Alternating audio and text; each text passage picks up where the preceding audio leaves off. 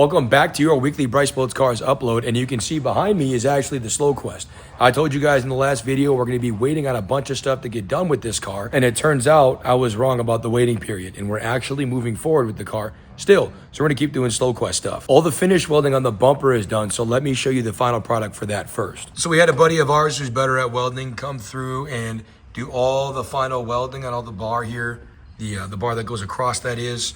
We got the actual mounting point welded on the bottom as well. And then here on top, you can see all of this is finish welded. We got bead laid up in here on top as well. Bead on top of here.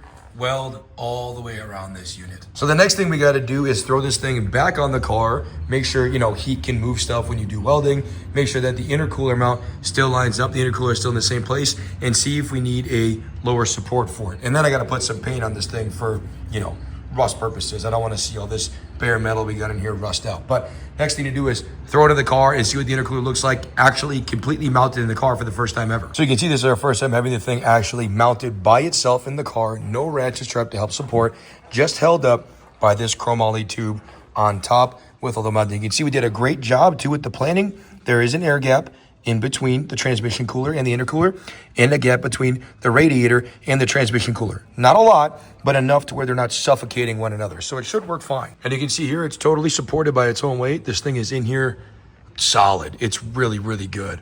This turned out genuinely fantastic for what it is. So got it in here just to make sure the bolt holes still line up and look nice. And she is in there, ready to get tubed together and then get the air dam modified to make it fit. So just got to get everything connected now, connecting the dots. Well, I was going to video myself painting this today, but my dad being retired has proven to be a challenge for him to not do something. So he went ahead and painted this thing already for me. This is going to be my project for today, but you can see everything in here painted up. Good layer of spray stuff on it, a little bit of rattle can jobs. So just to cover up the areas that could get rusty and make it so from the outside, you can't see the yellow foam and stuff sticking out. So it does look pretty good though. You did a pretty good job on it. It looks good. Doesn't look bad at all. I tried. So there you go. So now this is actually ready for final install then, right? Just lob it in and put the intercooler on and that's it. Maybe do a bottom mount if necessary. And then what else? I'm missing something. Oh, the air dam. We still have to massage the air dam, but that's for a later date. But this can go back in, I guess. So I wanted to get you guys a shot of the final product. We remounted the license plate. Hopefully you guys don't hate this. I'm not sure how I feel about it. We put a bolt through the center. If you guys could see, the old license plate mount actually put a gouge in the bumper. So we just put a bolt right through it because who cares?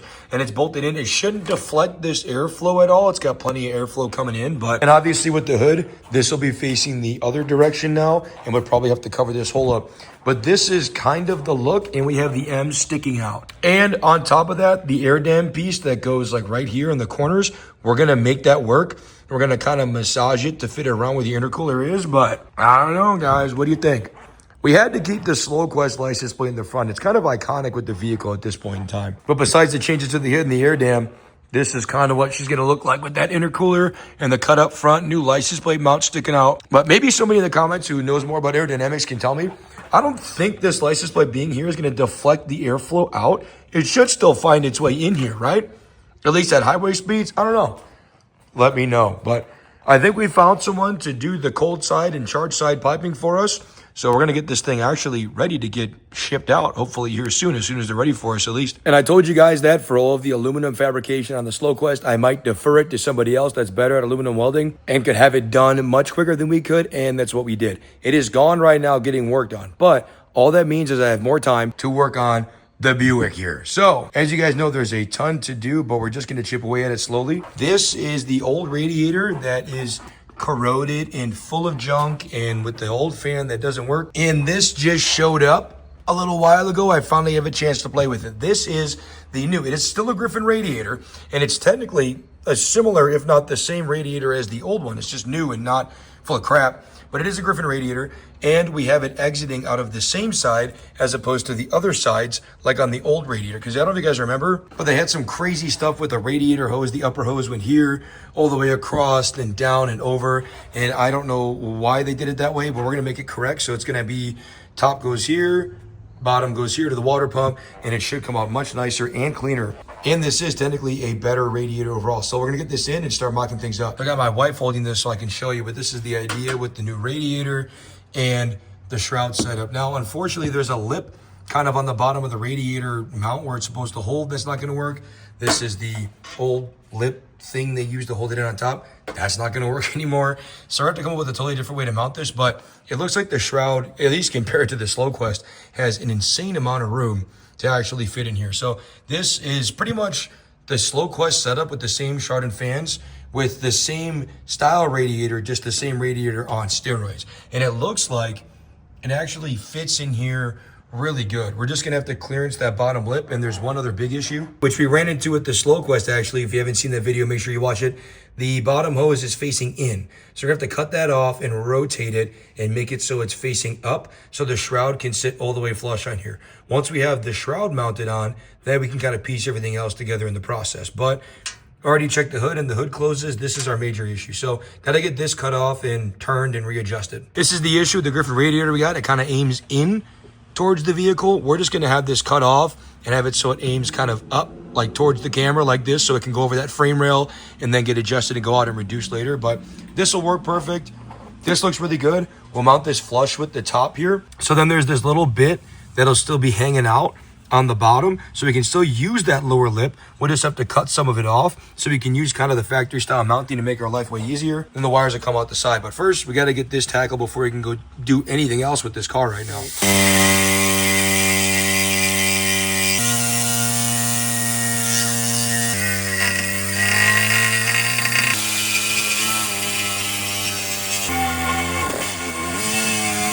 This was on here like this. Now that it's cut, we can kind of turn it and get it reattached, something like that. So it kind of dodges the shroud a little bit. So that's the goal. So you can see, I was going to show this better. I'll get a better shot of this later for you guys. But you can see we got that relocated now, reballed it up so it turns up. And we got a hose on before. It barely clears the frame rail, but check this out. This is the steering box on the other side.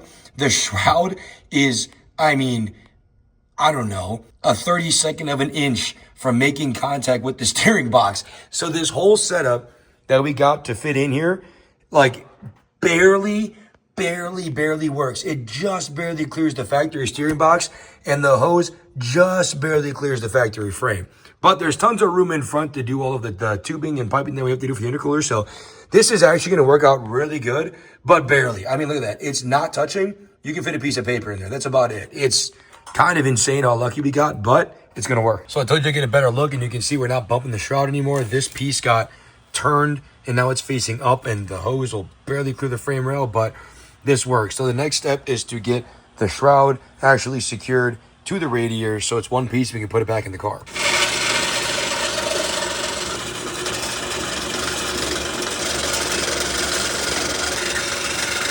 Psych, you probably thought this was gonna be a Buick montage of us doing Buick stuff. You couldn't be more wrong, because look what's behind me. And before I show you this, huge shout out to Hageman Fabrication. I believe is how you say his name, Hagemann Fabrication. If I said that right, I might have said that wrong. I'm kind of an idiot, but he got this done in a week. All of the cold side stuff for the intercooler, he got it done in just over a week. He absolutely killed it. Check this out. I mean, just what the hell? How did he fit all of this in this same spot? It's insane. Look at this. Here is the intake, which, you know, we made our own intake before. He used our old mounting piece, made all of this, did all this stuff to go down to the filter here. And then the actual charge side comes out down next to the intake here. Hopefully you guys can see this. You can see the filter hangs down there. Here comes the charge side into one side of the intercooler, right across to the other side, and it swoops down. Look at this, no sharp bends to allow for good airflow. Then it comes back up the car. And he killed it on this part too. He put a boot in here so we can disconnect this piece and take this out, because we have a lot of alternator issues on this car. If you watch the channel, you know that. So we can take this piece out separately and work on the alternator. And it comes here and it comes all the way back up to the hat. And you can see we have a piece of tape on here because, as you can realize, there's absolutely no way that our hood is going to fit anymore with it run like that. Look at this. I don't think the cameras do this car justice, dude. I mean, it looks so ridiculous and insane. He absolutely killed it on this one. It looks I mean, just look at this. This is like artwork, man.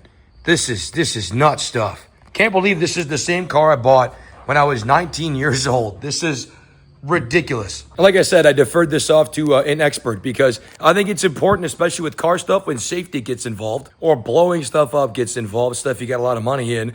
Sometimes I think it's right to admit when you're out of talent and defer to an expert. Well, let me tell you, we absolutely deferred to an expert. So this thing looks sick. And it looks kind of goofy still because we have the lower air dam not on yet and the hood not on. We're going to do the hood right now. We're going to get this knocked out. And then we have to get our coolant overflow remounted somewhere. It's just zip tied in place for travel. So we got to remount that. But then after that, it's actually ready for the track. So what we're going to do for the first time is test it without the lower air dam on. That'll be our first track on it. So we're going to get this thing absolutely ready to go to the track and take it out immediately as soon as we can.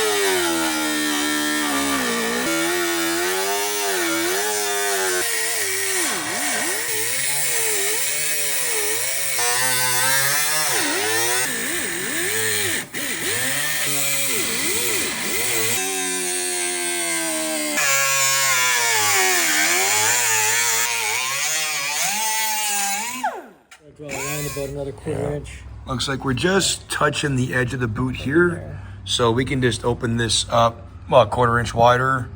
We're gonna hit the blow off there, so this has to come out too. So I think that's what's next. This is gonna hit here, look at that. Look at that brace there, that's gonna hit. Oh, just the edge though. Yeah. There's not much behind it. Yeah. We'll flip it and we'll just take that edge right off. Yeah, we'll take the rest of the But I brace think it'll underneath probably and clear. it might clear by a little bit, but let's open this up a quarter inch, knock this piece out, take that lower brace piece off and put it back on.